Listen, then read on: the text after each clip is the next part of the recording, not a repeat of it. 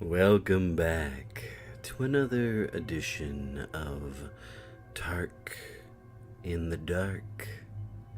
I am, of course, as always, your wonderful host, Tarkin, and today we have another very special story.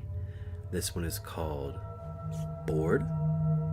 So I'm just going to jump right in. Bored? Maybe it's late at night, but you can't sleep. You're bored, or you can't stop a bazillion thoughts from racing through your skull, or maybe you had too much coffee, or you're a little drunk. Whatever the case, I've been there, my friend. I know how it feels to sit there and realize you're not really living right now. You're just existing. Surely there's something you can do, right? But no matter what, no options presented seem like something that feels right. It's definitely not clubbing night. Watching TV or playing video games seems like mind-numbing options, and you're likely been surfing the net all night and have realized how little satisfaction you're getting from that too. Well, good news, because I have a solution. This option might require you to put on pants and walk somewhere, but it's worth it. I guarantee it. See, there's a building not even a block from where you live, and at any time of the night you'll find the near entrance unlocked. During the day, the place is locked up tight as a drum, but for some reason, once night falls outside, whatever time of the day that happens to fall on any time of the year, you'll find that rear entrance is open and waiting. What are you waiting for? Christmas? Get your pants on, put on your shoes, and get your ass down there. Didn't I promise it would be worth it? Only one thing. You've got to follow my instructions to the letter. To the letter. That's very important. Got it? Okay, good. Are you ready? Then let's go. The building is just up ahead. See it? It's an old office complex that's currently unoccupied. I'm not sure what businesses were once housed here, but for now, it's empty.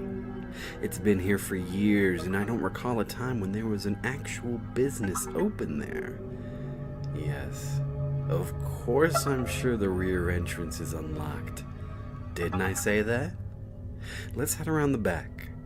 Don't worry, I know the lights are off. It's not like this building advertises itself to the general public.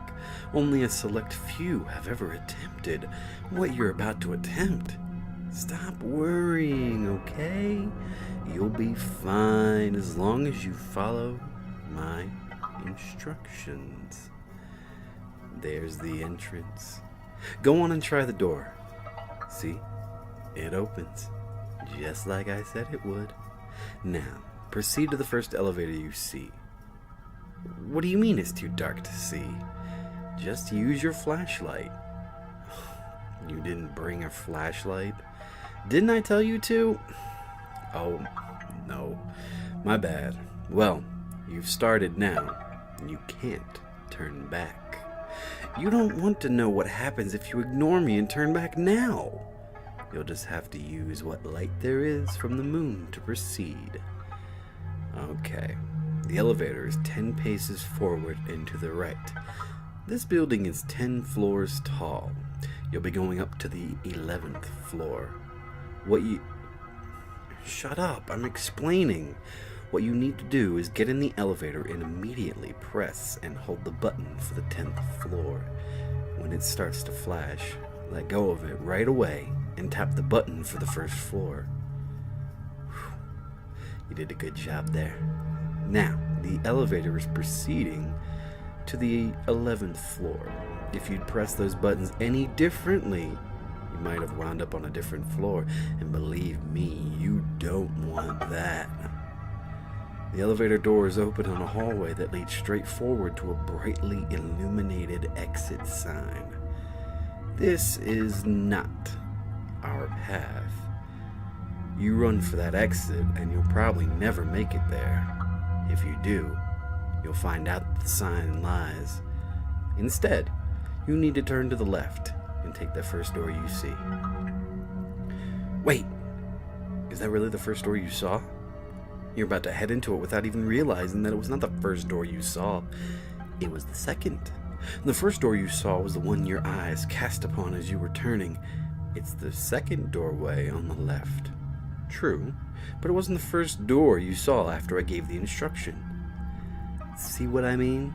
You have to follow my instructions to the letter. That was the last time I'm going to warn you that you're choosing wrong. Pay careful attention then. From now on, or who knows what will happen. Head to the door and sit down immediately. Good job. You apparently understand now. Do as I say, and only as I say, if you hope to get through this with your sanity and or life intact. Ignore that cold sweat on your scalp and congratulate yourself that you didn't close the door, but instead sat down as soon as I told you to. The room before you is black, blacker than anything you've ever seen. You cannot see your hand in front of your face. You need to sit down, perfectly still, not moving a muscle, until I say move. Count your heartbeats. When you get to 20, stand up. 1, 2. Remember to count heartbeats, not seconds. There. You've got to 20 and you're standing. Now, announce to the room. That which is darkest is closest. That which is closest is watching. That which is watching is furthest. Did you say it? You didn't hesitate after standing, did you? Did you speak as I told you the words, or did you wait until you heard them all? If you waited, you were done for. Okay, it looks like they're satisfied. That's good news for you. You may proceed. Take one step forward, and then immediately turn right. Walk forward until you come to a door. Open it, close it immediately, and stand with your back to the room. This will be as dark as the first. Stop breathing. Hold your breath, and no matter how much it hurts, do not let it out. What is in this room follows the sound of breath, and if it hears any, well, I won't tell you what it'll do, or you will release that breath and bolt for it. Keep holding your breath and count another 20 heartbeats. Now, the breath must be straining your lungs. I understand that. Stay facing the door, but walk backwards until your back presses against the far wall. Keep that breath held. Walk slowly. Oh, I bet you just can't stand it anymore, can you? You simply must release that breath. I can't stop you. All I can do is remind you that you are not alone in this room, and breathing would be so much worse than simply keeping your breath held. There's the far wall. Without looking, feel for a door handle. Open it, step through, and close it. Now release that breath. Feels good now, doesn't it? You're about a quarter of the way through, and you're still alive and still yourself. You're doing quite well so far. The room you are now standing in is not dark, as the others have been. It's lit by a small fire on the far end. A huddled figure is sitting by that fire. Don't turn around. At least, don't do so until you stand straight and announce in a clear voice, "Might I share your fire for a moment?" Now wait. Count your heartbeats again. If you get to 10 and have heard nothing, hold your breath again and run back through the door you came in through without looking back. There! Was that a soft grunt? Did it come from the figure? Be careful. Think hard about it. If you decide that it was indeed a soft grunt of assent, turn and go to the fire and huddle before it like the figure is. While walking, you likely noticed that there are 5 doors in this room, including the one you came through. Huddle on the opposite side of the fire as the figure, but make sure you huddle yourself in the same position. Never look directly at it.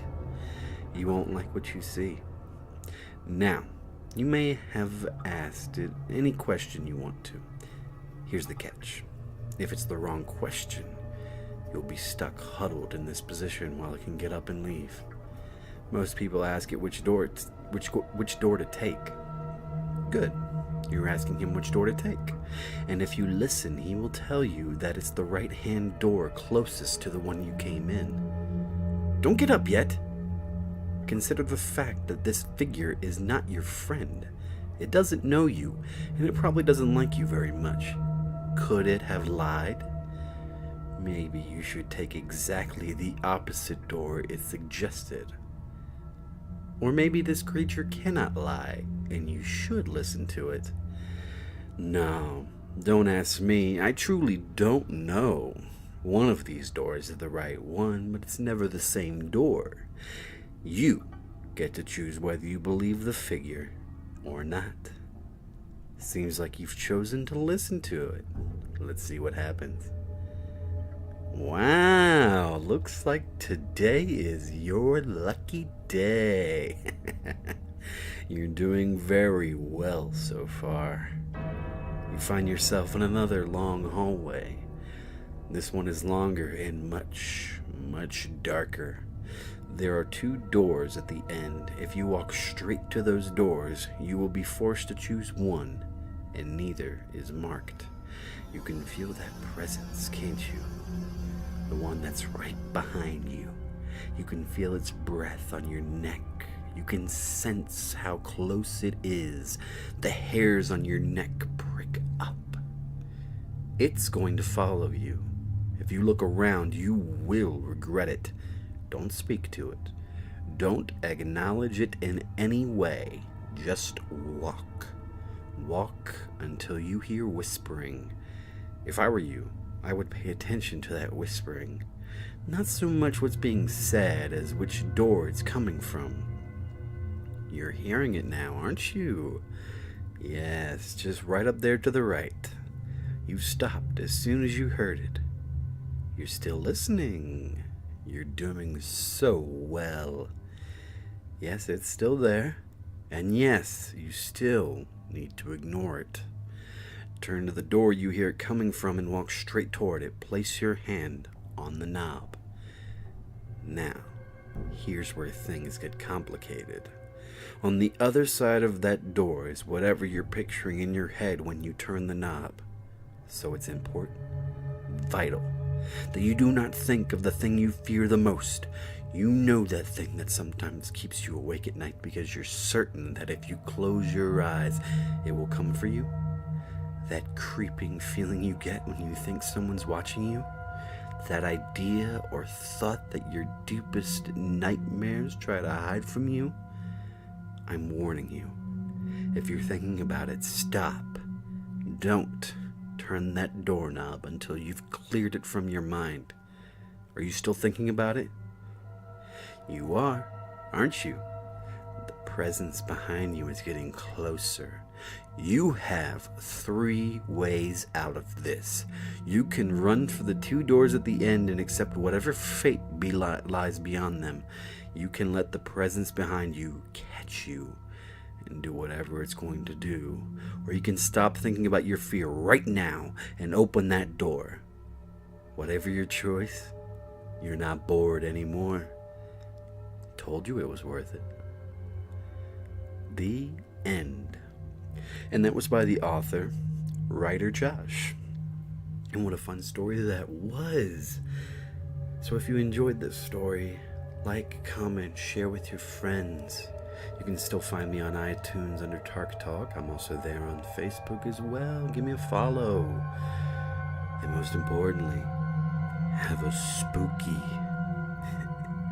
scary night. Good night.